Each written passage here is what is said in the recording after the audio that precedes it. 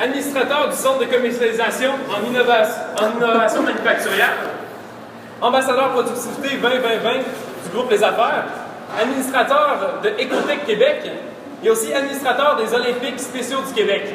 On est très heureux de l'avoir aujourd'hui. Il est auteur du livre Les 10 e-commandements des affaires électroniques, publié en 2004, et aussi d'autres articles dans divers domaines économiques. Alors, M. Duhamel, je vous cède la parole.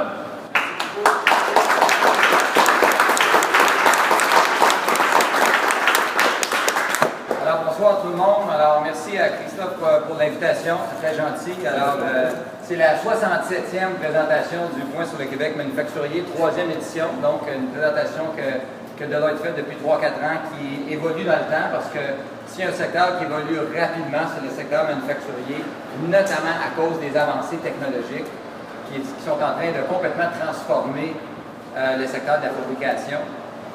Donc, aujourd'hui, la présentation, là, on quitte la neuroscience, s'il vous plaît. On change de registre, tout le monde. On quitte, là, pour l'instant. On va y revenir après, qu'on me dit. On y revient, n'est-ce pas? On y revient après, alors, soyez rassurés. Et là, c'est autre chose.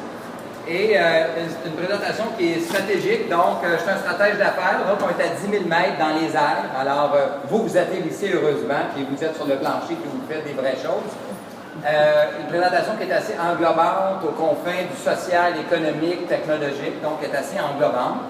Et on tente d'expliquer, vulgariser et à savoir si le secteur manufacturier a un avenir. Allons-nous fabriquer encore quelque chose au Québec, au Canada, à l'avenir? C'était la question qu'on s'était posée il y a 4 ans.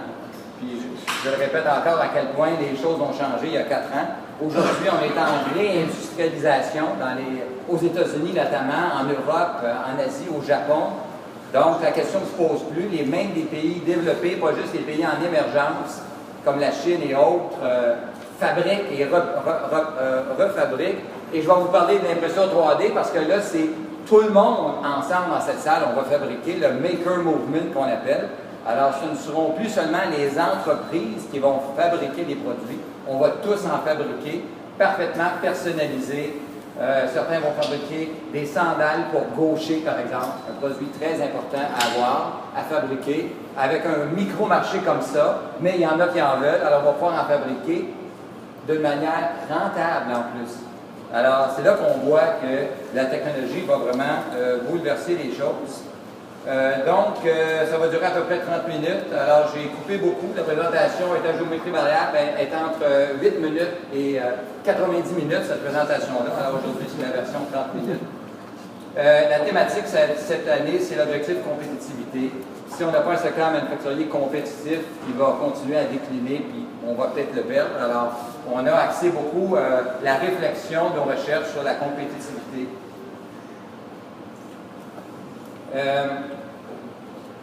Pourquoi faudrait-il avoir des investissements en technologie dans le secteur manufacturier? Pourquoi c'est le talk of the town dans le monde actuellement, ce secteur-là? Bien, c'est pas compliqué.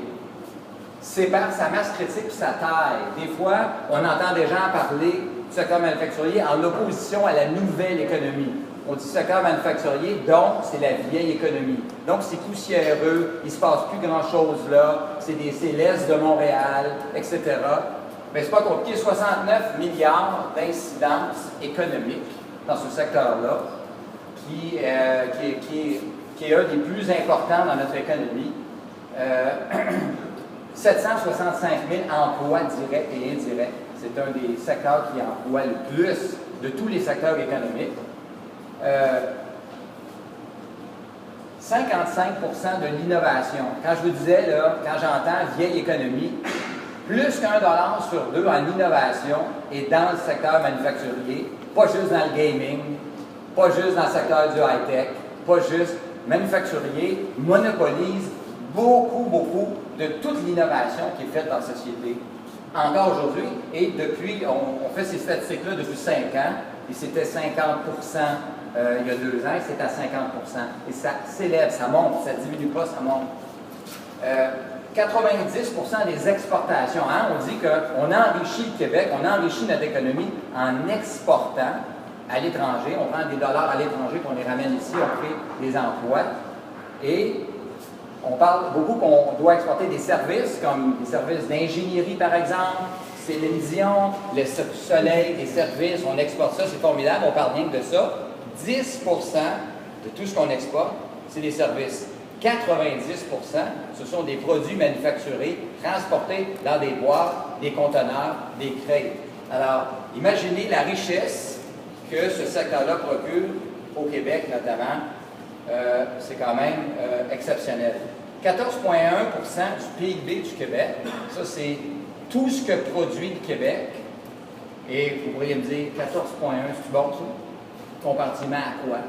C'est un bon chiffre, c'est un mauvais chiffre. 14,1%, c'est le deuxième secteur en importance si j'exclus les gouvernements, qui sont les trois paliers de gouvernement. Il y a le secteur financier qui est un peu plus que ça. Le secteur financier qui est à peu près à 17%. Vous avez le secteur manufacturier à 14%. Après ça, le commerce de détail, la distribution. Puis après, loin derrière, la construction. Le secteur minier dont on parle toujours. Les journaux sont remplis d'articles sur le secteur minier. Un bon secteur à juste titre. 0,06% du PIB du Québec. Vous regardez le secteur du gaming, ça je m'excuse, le Vachardet, c'est mon préféré. On parle beaucoup du gaming, des nouvelles technologies, tout ça.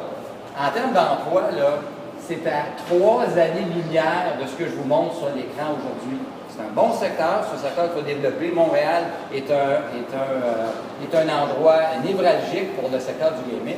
Mais si on regarde tout ça dans l'ensemble, on oublie que ce secteur-là crée énormément de richesses, d'emplois, d'innovation, d'exportation, de tout ce que vous voudrez. Donc, ça, c'est la raison, parce que c'est un peu partout pareil. Et c'est pour ça qu'on s'intéresse à investir, à le rendre plus performant. C'est pour ça que je vais vous parler de la robotique, comme c'est malade, ce qui se développe en robotisation dans le secteur manufacturier, et aussi dans ce qu'on appelle la fabrication avancée ou fabrication additive.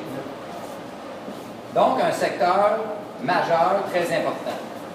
Première des choses, aussi, j'ajouterais le tiers des investissements directs étrangers, des entreprises qui viennent s'installer au Canada. Le tiers sont des entreprises manufacturières. Ça va en montant actuellement. Puis deuxièmement, on a des champions dans tous les secteurs. Il y a un satellite qui a été envoyé du Kazakhstan par la Russie il n'y a pas tellement longtemps, vous avez vu ça dans le journal. 80% de ce satellite-là était fabriqué à Montréal. C'est quand même incroyable. 80% du satellite fabriqué chez nous ici. Une firme Vélan, qui est sur Côte-de-Liesse à Montréal, fabrique des valves industrielles pour le secteur de l'énergie, genre les centrales nucléaires, centrales techniques, tous des actifs stratégiques pour des pays qui procurent de l'énergie dans les pays. Et aussi, dans le militaire, la US Navy, toute la flotte américaine sur les 7 mers, alimentée avec des valves Vélan. C'est quand même incroyable quand vous pensez ça. Dans le domaine du tough customer, le client le plus difficile, le plus rigoureux, le plus exigeant. On va assez au cinéma, on en voit assez de films avec des bateaux de guerre, US Navy, des porte-avions classe Gerald Ford, alimentés par des classes Vélan. On a construit le Yankee Stadium, le stade mythique des Américains, le sport national des Américains, qui savent tout faire. Ils ne savent pas tout faire parce qu'ils sont venus en Beauce chercher une entreprise qui s'appelle Can-Am pour construire leur stade. Ils sont allés au lac Saint-Jean chercher une entreprise qui fait des composantes de béton préfabriqué extrêmement avant-gardistes. Ils ont 13 usines dans le monde, béton préfabriqué du lac, qui connaît ça. Mais cette firme-là a construit Yankee Stadium et bientôt le stade des Falcons d'Atlanta pour les amateurs de NFL. Alors, je pourrais continuer. Et ma préférée, c'est que une voiture sur 2 qui circule, à peu près toutes marques confondues, a un ressort fait par Ressort Liberté de Montmagny, Québec. Pensez comment c'est malade. N'importe quel Toyota, BMW, incluant la Aston Martin de James Bond. Imaginez, quand tu fais le cascade, puis le tout tourne, là, tu dis, lui est content parce qu'il y a un Ressort Liberté fait au Québec dans sa voiture. Alors, je pourrais continuer jusqu'à demain matin comme ça. On a un secteur manufacturier absolument exceptionnel au Québec. Mais on a des défis. C'est là que vous allez voir que la technologie va venir à la rescousse. Production à faible valeur ajoutée. Ça, c'est le Québec, là. Vous voyez, depuis 2006, est-ce qu'ils sont tous pareils, ces barres-là? Vous voyez, ça ressemble pas mal, hein? C'est tout pas mal pareil. Quand vous comparez l'Allemagne, le Japon et les États-Unis, vous voyez l'Allemagne, ça, c'est faible technologie, moyenne faible, moyenne forte, puis forte technologie. Donc, vous voyez, l'Allemagne, essentiellement, plus que la moitié de la barre, c'est moyenne forte puis forte. C'est un pays qui a fait des choix de concentrer ses activités manufacturières dans des produits qui ont une intensité technologique parce qu'ils peuvent demander plus cher pour les produits. C'est des produits qui sont plus à valeur ajoutée. On peut penser les grands produits phares de l'Allemagne, les voitures de luxe, qui sont la référence mondiale des voitures de luxe. On peut penser aux machines à outils. Depuis 100 ans que l'Allemagne a les mêmes secteurs, puis les produits chimiques. Donc, ça c'est l'Allemagne, ça c'est nous. Fait que nous, on aime ça, faible valeur ajoutée puis moyenne faible. Je ne parle pas d'allumettes de carton encore, là, mais je parle de produits, là, il n'y a pas de la grosse technologie là-dedans. Là, on pense qu'au Québec, on est encore capable de fabriquer ça pour longtemps à l'avenir. Puis vous regardez le Japon, qui, avec les États-Unis, qui sont les deux pays phares en extrême haute technologie. Puis les Américains, ça vient toujours du monde militaire, comme on sait. C'est les innovations qui sont faites dans le militaire et viennent dans le marché industriel des consommateurs. Donc ça, c'est pas le bon mix technologique. Là. On n'a pas le bon mix. Alors, il faut travailler un petit peu là-dessus. Le deuxième, c'est la productivité. La productivité, là, c'est combien on produit à chaque heure qu'on travaille. Une machine, un humain, peu importe. À chaque heure, au Québec, on produit 51 $ à chaque heure qu'on travaille. Le champion mondial, les États-Unis, 76 $, la Suède, 69 $, l'Allemagne, 66 $, les grandes nations manufacturières. Ça, regardez la différence entre 51 et 76, là, c'est 25 $. Mais le problème, c'est que ceux qui suivent derrière, vous voyez la Corée du Sud qui est déjà à 39 $, qui monte comme ça. Vous savez, il y en a qui connaissent le sobriquet de la Corée du Sud comme pays, comment on l'appelle? Le nickname, comme on dit en anglais, Robot Land. Alors, nous autres, ils ont avec les Soviets la productivité, ça s'apprend la productivité, hein? Ils ont rentré du robot dans cette industrie-là comme ça n'a pas de bon sens. Puis, vous pouvez voir la République tchèque à 19 $, ça peut vous conforter un peu, là. Mais eux autres, là, s'en viennent parce qu'ils vont apprendre la productivité. Puis, on a moins de différence avec la Corée du Sud, avec qui on a un accord de libre-échange depuis le 1er janvier, pendant que vous festoyez. Soudainement, on était en free trade avec la Corée du Sud. Et Guillaume Lemay-Thivierge est devenu très riche cette journée-là, puisqu'il fait les annonces, comme vous savez. Et donc, ici, ça, c'est hautement problématique. Alors, là, non seulement ce chiffre-là, il n'est pas bon, pour un endroit à haut coût comme le Canada ou le Québec, on a une économie sophistiquée, une économie moderne, mais c'est l'écart qui se creuse avec les États-Unis. Les Américains sont en montée folle, donc ils creusent l'écart avec nous. C'est notre principal partenaire, comme vous vous en rappelez. Puis la Corée du Sud qui nous colle au talon. Et que là, on regarde dans le rétroviseur, eux sont là. Il y a Taïwan, il y a l'Indonésie, il y a la Chine aussi. Là, on a un petit répit avec la Chine. Mais la Chine sont capables d'acheter des robots. C'est l'endroit où il y a le plus de devises étrangères dans les coffres de l'État dans le monde. Alors, je pense que la Chine est capable d'acheter des robots et de maîtriser ça. Donc, ça c'est problématique. Si vous regardez au cours des 10 dernières années, l'accroissement de productivité en Corée du Sud, c'est 91 %. Taïwan, 82 %. Les États-Unis, même économie que nous, à haut coût, très, très semblable à notre économie, 53 %. Japon, 36 %. Regardez, le Canada, Québec, c'est la même chose, 11 %. 1 % par année d'augmentation de productivité. Et d'autres, c'est 10 % par année. Alors, vous voyez qu'on n'est pas...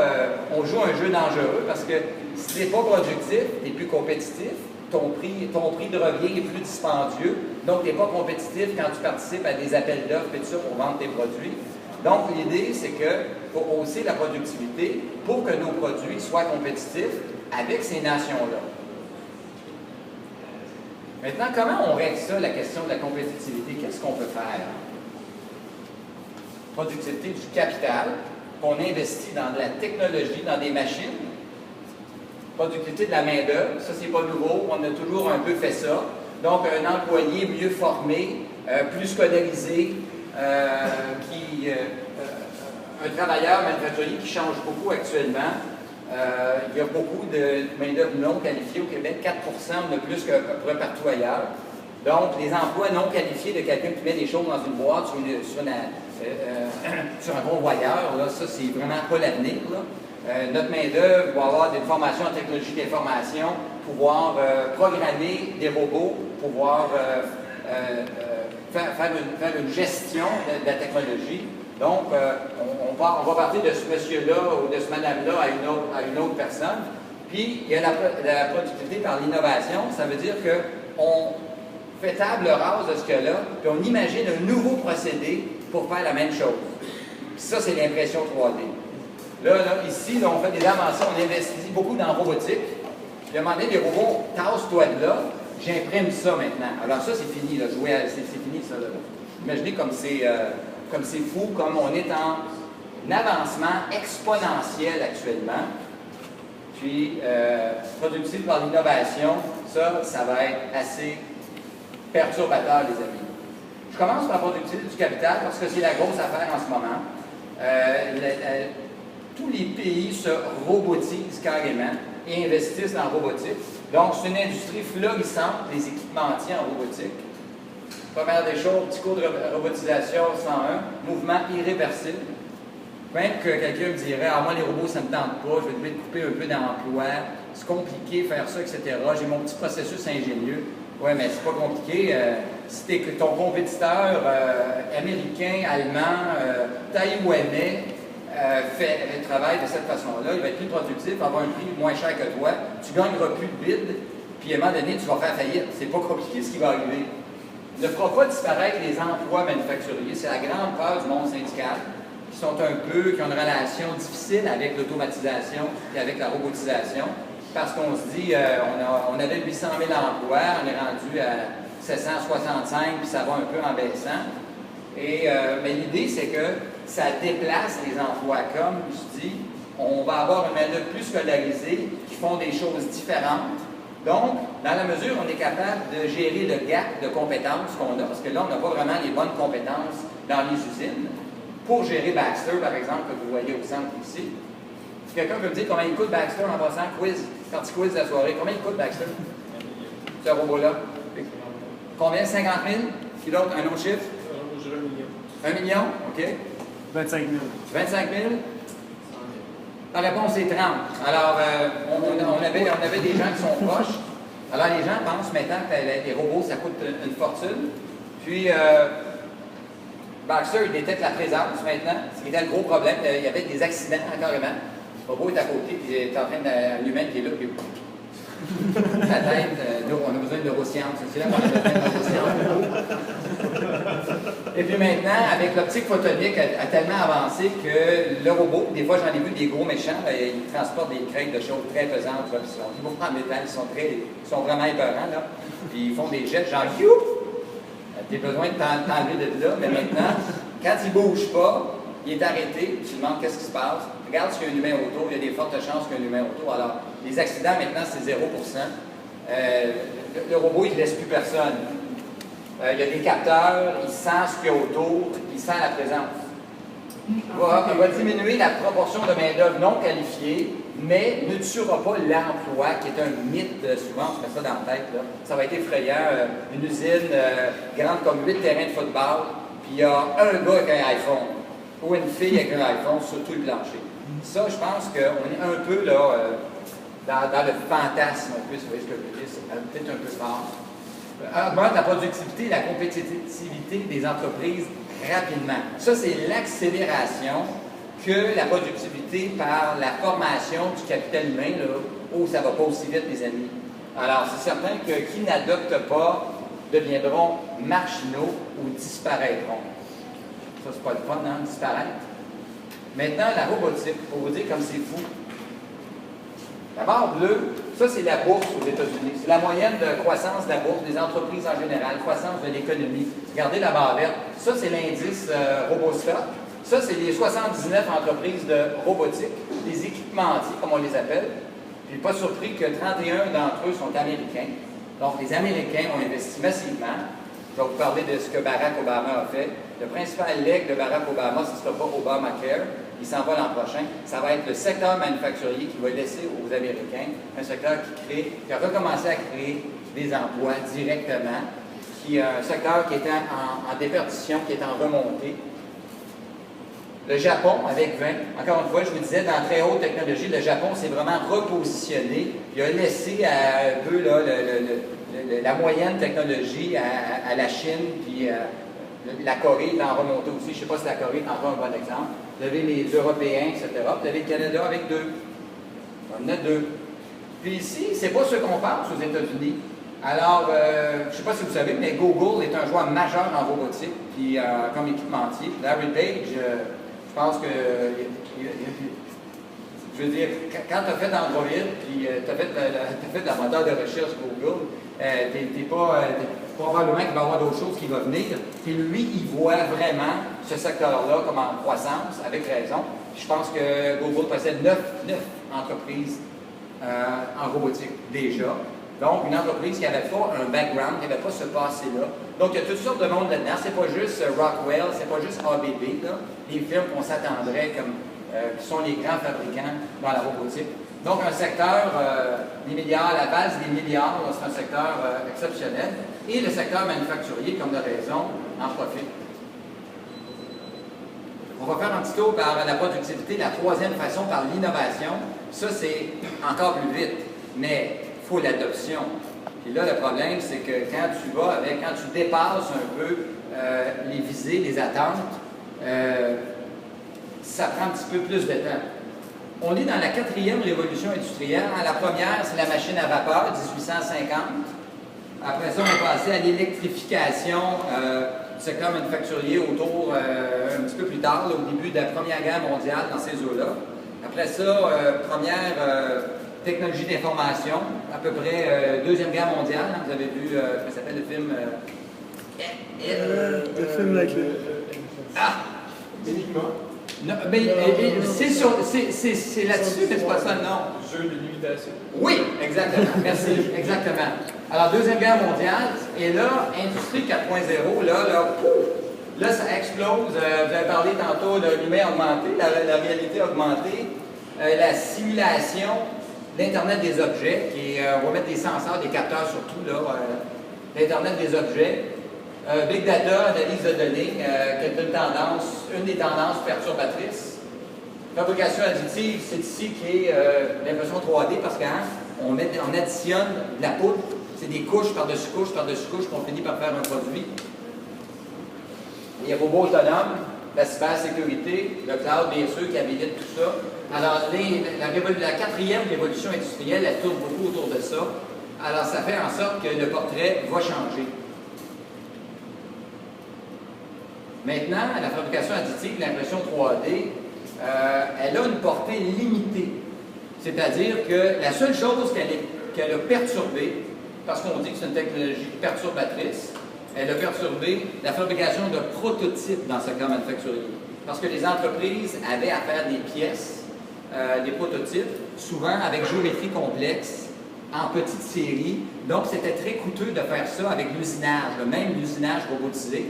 Et maintenant, c'est devenu la norme. Les entreprises moindrement développées, sophistiquées, manufacturières, le prototypage, c'est imprimé maintenant. Mais c'est la seule chose que l'impression 3D. OK, on nous fait planer qu'on va imprimer des tissus humains. On nous fait planer qu'on va imprimer des tablettes de chocolat. Il y a quelqu'un qui a imprimé une maison en béton, des vêtements, des meubles. Mais on est loin d'une adoption, on est loin d'avoir déplacé l'existant avec ça. Alors, dans l'outillage, sûrement. Fabrication, rien que le prototypage, il y a très peu de produits qui sont vendus commercialement, qui sont imprimés actuellement. On nous fait miroiter des grandes pièces automobiles, des grandes pièces, des fuselages d'avions. Ça, c'est pas le sweet spot de l'impression 3D, c'est petite série, petites pièces complexes avec certains matériaux. Ça, c'est les conditions gagnantes de l'impression 3D en 2015, mais c'est sûr que ça va évoluer très rapidement. Les implants médicaux, c'est certain que dans des situations d'urgence, s'imprimer un organe ou une rotule, c'est quand même intéressant comme concept, là. Donc, c'est certain que dans la très haute technologie, la fabrication additive a un peu plus sa place. Il y a des pièces d'avions de chasse, par exemple, qui sont soit de plastique, qui sont soit avec des alliages d'acier. Donc, la fabrication 3D peut utiliser plusieurs différentes sortes de matériaux. Encore une fois, vous voyez, ces pièces-là sont imbriquées l'une dans l'autre. C'est des pièces extrêmement complexes et c'est étonnant qu'on puisse imprimer ça quand vous pensez à ça. Mais actuellement, on est rendu à peu près là dans les avancées, mais au niveau commercialisation, on n'est pas rendu très loin. Mais si vous regardez dans 10-15 ans d'aujourd'hui, on va parler un autre langage, là. Ça va être un petit peu différent. C'est un marché qui est en essor, mais ce qu'il faut savoir, l'impression 3D, ça fait 40 ans que c'est débuté. Pour vous dire, comme le cycle de développement des technologies peut prendre du temps, 40 ans, c'est longtemps, c'est 40 ans. Ça fait longtemps, 40 ans. Et on voit déjà, même en 2004, c'était pas un marché qui était très gros. Puis on voit, là, vous voyez, là, ça commence à monter. Là, on est exponentiel. Là, ça monte vite. Et puis, j'ai prévu que ça va être un marché d'à peu près 11 milliards en 2021. Mais encore une fois, je pense que là, on a pris la courbe, là, puis on est en montée. Ça retient l'attention, ça intéresse beaucoup de chercheurs. Et je pense qu'il y a beaucoup d'argent en recherche en fabrication additive. Et ça, c'est hautement perturbateur. Grosso modo, c'est la glorification des marchés de niche. Les sandales pour gaucher, pourquoi pas. On est capable d'en fabriquer juste le bon nombre pour les gens qui ont besoin de ça, puis à profit. Let's go. Donc, tout le monde va faire des micro-niches. Vous allez fabriquer, je ne sais pas, un genre de produit que juste des voisins à côté de chez vous qui ont besoin de ça. Mais tout le monde, il va avoir une créativité incroyable parce que tout le monde va pas mal s'y mettre. Personnalisation de masse économiquement viable, comme je vous disais. On peut personnaliser une petite série de produits XYZ et de faire de façon viable. Puis je vous disais, le sweet spot, là, disons, forte complexité, faible volume. Puis la complexité gratuite, c'est que si je fabriquais la même pièce à configuration complexe, ben, il y a beaucoup d'usinage. Que ce soit des robots ou des humains, il y a beaucoup d'opérations qui sont faites sur cette pièce-là. Ça finit par prendre du temps, c'est compliqué, puis les coûts montent. Mais l'autre, ici, à un moment donné, un coup que ça part d'un fichier digital, c'est pas compliqué, l'impression 3D. Tu as un fichier digital, puis tu l'envoies à l'imprimante, puis l'imprimante, elle imprime, puis elle continue d'imprimer, puis elle va l'imprimer autant que tu en veux des pièces. Actuellement, c'est assez lent, parce que tu vois, tu sais, le travail, c'est comme les imprimantes, il y a 30 ans, ça n'allait pas vite non plus, ils vont plus vite aujourd'hui. Mais il y a l'aspect de la complexité gratuite qui vient qu'après un certain nombre, c'est beaucoup plus rentable de l'imprimer que de l'usiner la pièce par rapport à la fabrication traditionnelle. Sociétal maintenant. On part. Je suis consommateur de produits fabriqués? Non. Je suis manufacturier. D'ailleurs, c'est drôle parce que c'est notre slogan de cette tournée-là. J'aurais jamais pensé que dans 4 ans, le slogan serait devenu si vrai. Parce que la question, c'est qu'allez-vous fabriquer aujourd'hui? Si vous êtes moindrement bon, ça va devenir super facile, super friendly. Vous allez designer finalement un produit quelconque, puis vous allez faire des tests, ça ne coûte pas cher. Test, essai, erreur de l'imprimer, ça ne marche pas, on ajuste, on recommence, on ajuste. Et les nouveaux produits ne seront plus uniquement créés par des entreprises. Ça, c'est un départ, là, je m'excuse. Avant, là, c'était compliqué de fabriquer un produit. À moins qu'on retourne au Moyen-Âge, la personne qui fabriquait son propre balai, peut-être, là, chez eux, là, qui était menuisier, qui avait un peu de talent. Là. Mais là, ça ouvre les portes à toutes sortes de choses. Puis ça va être fait par tout le monde, puis partout.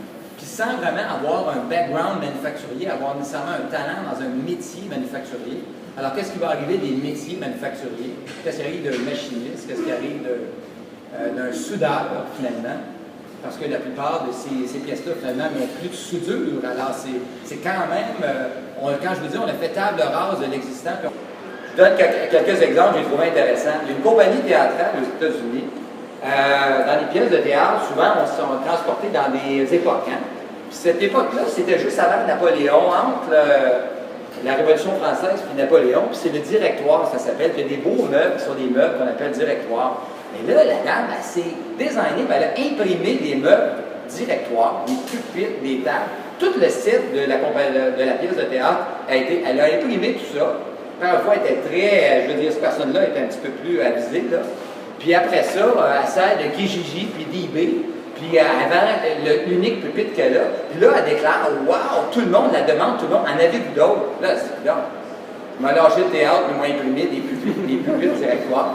Puis là, elle s'est mise à commercialiser ça, puis elle s'est fait une business avec ça. Fait que tout le monde va se faire des business parce que la créativité humaine, cette valeur est juste dans des usines en ce moment, par des designers à gauche et à droite, mais elle n'est pas parsemée partout.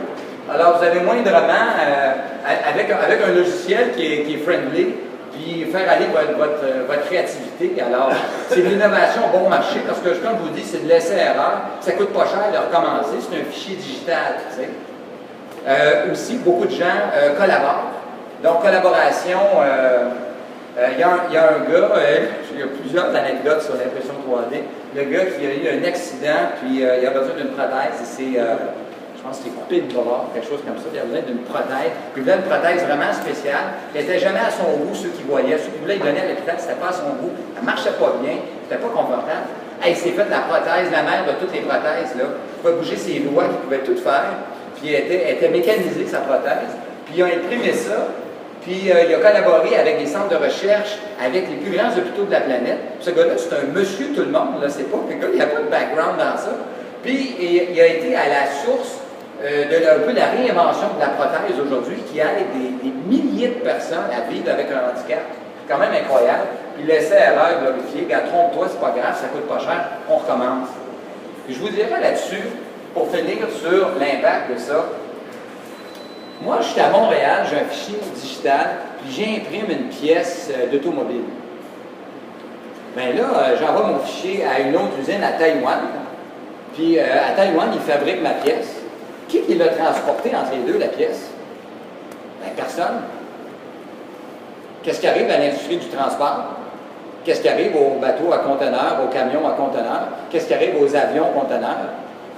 Il y a combien de centaines de milliers d'emplois dans ça? Qu'est-ce qui va arriver à tout ce monde-là? Parce que c'est simple, j'envoie le fichier digital dans la meilleure place. Peut-être qu'à plusieurs places, on prime tout le monde. Commerce de détail, je vous l'ai mis ce vêtement-là, je vous montre sur ma tablette, je vous le fabrique exactement comme ça tout de suite, super personnalisé, une poche rouge, une poche bleue, un ci, un ça, etc. Je vous le fais tout de suite. Alors, ils n'ont pas d'inventaire. Donc, le secteur de l'immobilier, on va mettre quoi en inventaire? Les entrepôts, il va y avoir quoi dans des entrepôts? Quand tu penses à tout ça, dans le domaine de l'hyper-perturbation d'une société, qu'est-ce qui va arriver avec tout ce beau monde-là? Qu'est-ce qui va arriver avec tout ça? C'est assez spécial. Mais ça, stay tuned. Je pense que la petite histoire que je vous raconte, c'est plus dans 10-15 ans. Pour l'instant, on est dans la robotique, on tripe pas mal plus robotique. Je finis avec les gouvernements parce que une chose qu'il faut savoir, tous les gouvernements, que ce soit de pays émergents comme la Chine, l'Indonésie, Taïwan, le Brésil, etc., que ce soit des pays riches comme le Canada, comme les États-Unis, comme la Suède. Hey, la Suède, c'est pas un pays à faible coût, ça, la Suède. Là. Tu payes un stationnement, tu penses que tu as acheté du stationnement en Suède.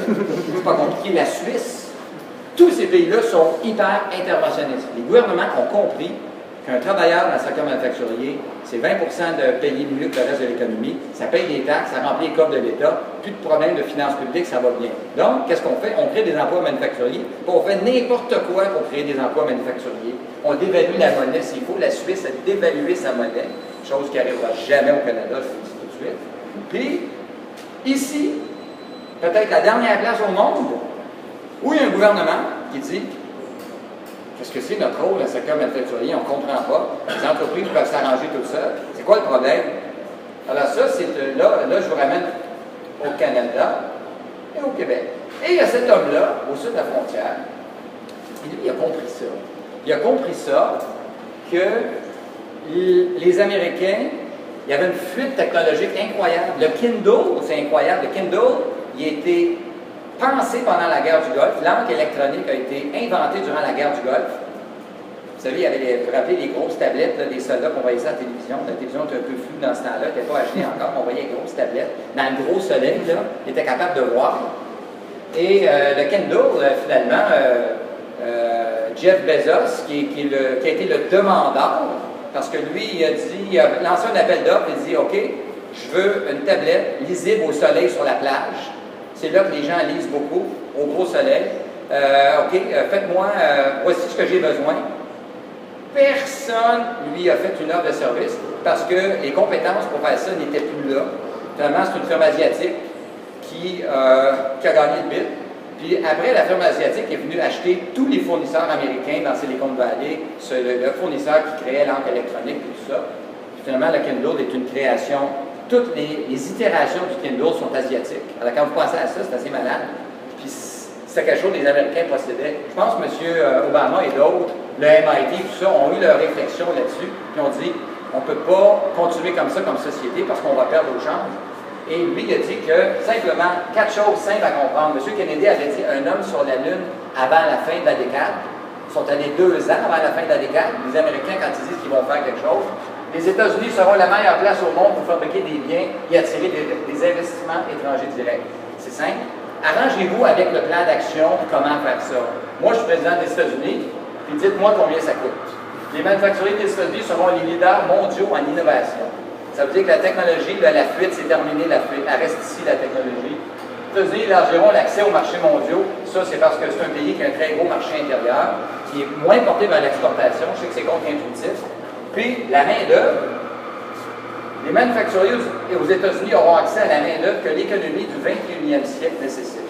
Donc, ça veut dire les collèges techniques, la formation professionnelle. On repense tout ça pour ce que les fabricants américains qui sont axés sur la haute technologie ont besoin. Fait que ça, là, rêvez pas, ce plan-là, on ne l'aura pas ici non plus, je ne veux pas vous décevoir, mais est-ce que ça a bougé de là? Il a créé quelque chose qui s'appelle l'Advanced Manufacturing Partnership 2.0. Il a mis toute la force des instituts de recherche, il les a fait travailler ensemble, il les a fédérés. Il a tout réinventé, la formation professionnelle et technique.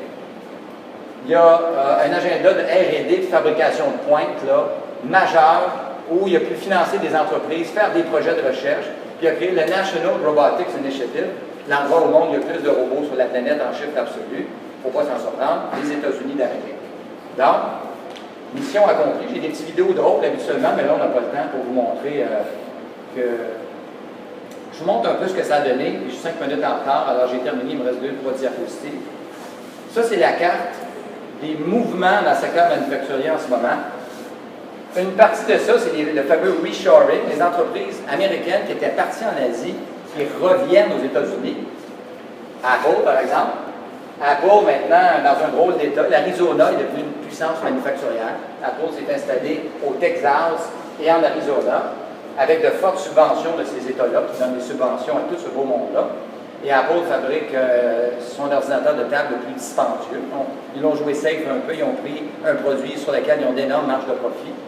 Et vous voyez sur vos tablettes, vos iPhones, Design in California, Assembled in China. Hein? Design in California, c'est pas rien. On était gênés de dire Design in USA, mais en Californie, ça passe bien. Quand tout le monde peut croire que la Californie, c'est probablement le berceau de l'innovation. Donc, on écrit, puis on n'ira pas Made in China, parce qu'un iPhone, on va dire Assembled, ça paraît moins pire, ça paraît mieux. Fait que ça, c'est la science du marketing. Mais bientôt, comme sur le Mac 3, qui s'appelle, je pense, la machine de temps la plus dispendue, c'est une Mac 3. C'est écrit déjà Design in California, Assembled in the USA. Alors, le nationalisme économique est très fort aux États-Unis et ailleurs. Donc, vous avez même les Chinois, Lenovo, incroyable, Lenovo vient fabriquer aux États-Unis. C'est la revente des berceaux, peut-être. Et ils sont propriétaires de Motorola, comme vous savez, aussi. Donc, ils fabriquent des téléphones Motorola. Les Américains sont redevenus la première puissance mondiale en chimie, Dow Chemical, DuPont, grâce au gaz de schiste. Hein? C'est un grand paradoxe. Alors, le gaz de schiste, qui est mal aimé au Québec, comme on le sait. Alors, aux États-Unis, ils ont repris leur leadership mondial. Première usine d'IKEA, il y avait souvent étranger. Première usine d'IKEA en sol américain. Première usine d'Airbus à l'extérieur de l'Europe. De tous les endroits, à Mobile, Alabama. Un endroit que vous avez sûrement visité très souvent. Et donc, investissement étranger massif et beaucoup d'activités dans le secteur manufacturier aux États-Unis. Donc, on voit les résultats. Je vous laisse avec cette diapositive qui dit beaucoup sur le succès américain. Vous savez que c'est la plus grosse économie au monde. c'est plus facile de dire 15 trillions que dire le même chiffre en millions avec tous les zéros. Alors 15 trillions, la Chine, la moitié de l'économie américaine. Le Japon, un tout petit pays, c'est quand même incroyable, à 6 trillions l'économie du Japon. Mais la 10e économie mondiale, c'est pas les États-Unis, c'est juste le secteur manufacturier des États-Unis qui est la 10e économie mondiale, qui est plus grosse que le Canada entier. Juste le secteur manufacturier des États-Unis, c'est plus gros que le Canada.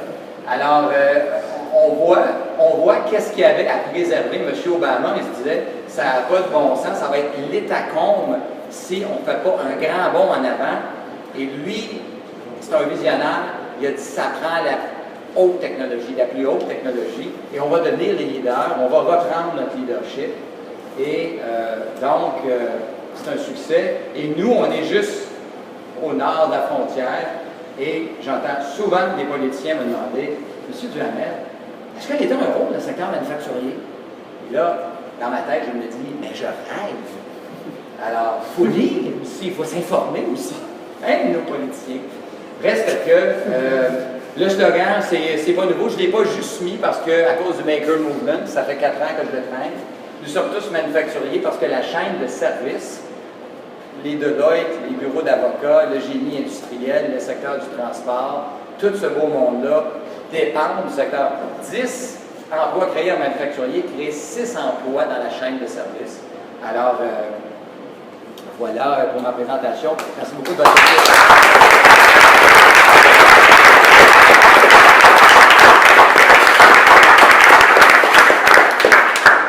Alors, merci beaucoup, M. Duhamel, pour nous avoir ouvert les yeux sur le secteur manufacturier. On va aller vite sur les questions. On est ici. Moi, c'est vraiment général. Vous nous avez vendu le fait qu'avoir un secteur manufacturier fort, c'est bon. Puis moi, je me demandais juste, c'est quoi le rôle de Deloitte là-dedans, dans cette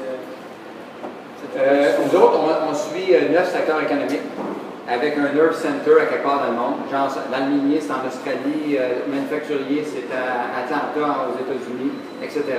Donc, on a des centres de recherche, plein de gens qui réfléchissent sur l'avenir de tous les secteurs économiques, pas juste le manufacturier.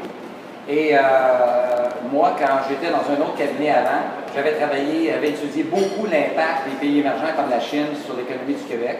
Comme en 2004, ça a été le clash total, ça a été la bombe, quand vraiment notre économie était en déperdition à cause des pays émergents. Puis quand je suis arrivé chez Deloitte en 2010, j'avais cette idée de dire, secteur manufacturier, t'ouvres le journal, fermeture d'usine à gauche, ouverture de ta tablette, 13+, fermeture d'usine 1, fermeture d'usine 2, fermeture d'usine, perte d'emploi, ça va mal, ça va mal. Je lis d'autres choses, c'est drôle. Pourquoi on ne parle rien de ça? Fait que c'était à la base de cette frustration de dire que l'information qu'on a disponible est partielle, puis elle frise la désinformation en partant. Puis je regardais ailleurs ce qui se passait, puis je dis, on est dessus, nous autres, dans un vase clos, on est dessus, perdus ici. Puis j'avais la chance de profiter de beaucoup d'experts, beaucoup de données. Puis en 2011, on a fait une étude, ça a pris 6 mois. On a travaillé jour et nuit pendant 6 mois, puis je pense qu'il n'y a pas une pierre qu'on n'a pas retournée. On a fait 300 slides, puis je n'ai gardé 50, là. Les 250, je les ai encore, là. Mais on a vraiment foncé là-dedans, là, comme des malades, puis on a vu qu'il y avait des perles, il y avait toutes sortes de choses pas connues dans ça que le monde ne savait pas. Puis on a commencé cette tournée-là à la base de cette étude-là, puis on a fait 3 versions, parce qu'on a continué cette année, comme je dis, c'est l'automatisation. L'an prochain, ça sera d'autres choses. Alors, Deloitte, pour ses clients, puis pour la population, publie énormément d'études. Tu vas sur notre site, il y en a plein sur plein de sujets. Alors, c'en est une, c'était peut-être ma petite contribution à la base informationnelle, la base factuelle qu'on a sur ce sujet-là. Peut-être que le prochain, je vais choisir d'autres choses la prochaine fois. J'espère. On va passer tout de suite au prochain conférencier. Alors, merci. Oui, merci encore. Merci.